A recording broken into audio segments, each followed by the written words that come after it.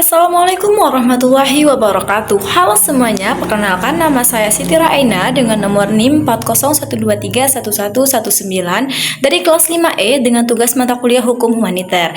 Dalam video ini saya akan membahas apakah dalam film jegal The Act of Killing terdapat pelanggaran HAM berat dan menjelaskan bentuk-bentuk pelanggarannya berdasarkan kerangka hukum internasional maupun nasional, terutama hukum humaniter internasional dan Undang-Undang Nomor 26 Tahun 2000 tentang Pengadilan HAM. Baik, di sini saya akan menjelaskan latar belakang singkat dari film Jagal ini. Nah, Jagal adalah film dokumenter yang menampilkan para pelaku pembunuhan massal pada tahun 1965 sampai 1966 di Indonesia. Film ini unik karena para pelakunya sendiri yang menceritakan dan merekonstruksikan tindakan mereka.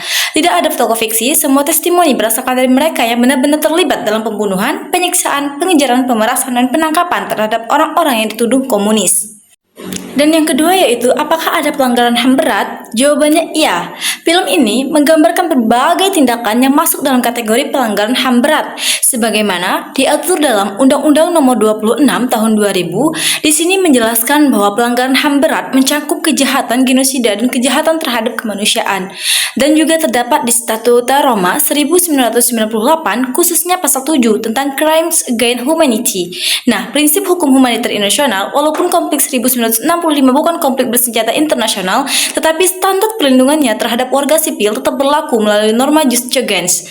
Dalam film Jagal, bentuk-bentuk pelanggaran HAM berat tampak sangat jelas. Baik, di sini saya akan menjelaskan bentuk pelanggaran HAM berat yang ditampilkan. Yang pertama itu yaitu pembunuhan massal. Para pelaku secara terang-terangan mengakui bahwa mereka melakukan penyakitan tahanan dengan kawat, melakukan eksekusi massal, membuang mayat ke sungai, dan tindakan ini mempengaruhi ataupun memenuhi unsur pembunuhan sistematis terhadap penduduk sipil, yang jelas merupakan kejahatan terhadap kemanusiaan. Terus yang kedua yaitu penyiksaan. Nah, dalam beberapa adegan para pelaku menggambarkan bahwa ada beberapa tindakan yang mereka lakukan. Yang pertama itu pemukulan brutal, yang kedua penyiksaan fisik, yang ketiga intimidasi ekstrim, dan yang keempat itu ada pemerasan terhadap korban yang dituduh sebagai PKI. Dalam hukum internasional, penyiksaan terhadap warga sipil apalagi dilakukan secara sistematis termasuk kejahatan terhadap kemanusiaan. Ini tertuang jelas di Statuta Roma pasal 7 huruf F. Nah, yang ketiga yaitu menghilangkan kebebasan secara tidak sah atau unlawful detention. Banyak yang ditahan tanpa proses peradilan, tanpa bukti, dan tanpa dasar hukum jelas. Adegan-adegan tersebut menunjukkan arbitrary detention yang dalam Undang-Undang Nomor 26 Tahun 2000 termasuk kategori penyiksaan dan perampasan kebebasan fisik secara sewenang-wenang. Selanjutnya yaitu penganiayaan dan teror psikologis. Film ini menampilkan bagaimana warga sipil hidup dalam ketakutan, ancaman, dan teror dari pelaku yang saat itu berkuasa secara sosial maupun politik. Ini termasuk persekusi, salah satu unsur kejahatan terhadap kemanusiaan. Terus yang terakhir yaitu serangan sistematis yang ditujukan pada kelompok sipil. Tindakan-tindakan tersebut dilakukan secara meluas, terorganisir, dilakukan oleh kelompok paramiliter dan aparat lokal, ditujukan kepada kelompok tertentu, orang yang dituduh komunis. Nah, unsur meluas dan sistematis itu terpenuhi, sehingga secara hukum merupakan crime against humanity. Pembahasan selanjutnya yaitu mengapa termasuk pelanggaran HAM berat menurut HHI. Dalam hukum humaniter internasional, sekalipun tidak terjadi perang, tindakan terhadap penduduk sipil berupa yang pertama itu pembunuhan. Nah, pembunuhan dalam film Jagal ditujukan ketika para pelaku secara terbuka mengaku mencekik, mengeksekusi, ataupun membantai orang-orang yang dituduh sebagai PKI. Tindakan ini dilakukan secara terencana, massal, dan terhadap penduduk sipil yang tidak melawan. Ini memenuhi unsur penghilangan nyawa secara sistematis dalam kejahatan terhadap kemanusiaan. Terus yang kedua yaitu adanya penyiksaan. Nah, penyiksaan ditujukan melalui cerita dan rekonstruksi para pelaku mengenai pemukulan, kekerasan fisik, ancaman, intimidasi, serta perlakuan kejam untuk memaksa korban mengaku. Penyiksaan tidak hanya fisik tetapi juga psikologis dan dilakukan secara sengaja. Dalam hukum internasional, penyiksaan adalah pelanggaran HAM berat tanpa pengecualian. Dan yang ketiga itu adanya penahanan sewenang-wenang. Banyak korban ditangkap tanpa proses hukum, tanpa bukti, bahkan tanpa alasan yang jelas. Mereka ditahan berdasarkan tuduhan sepihak.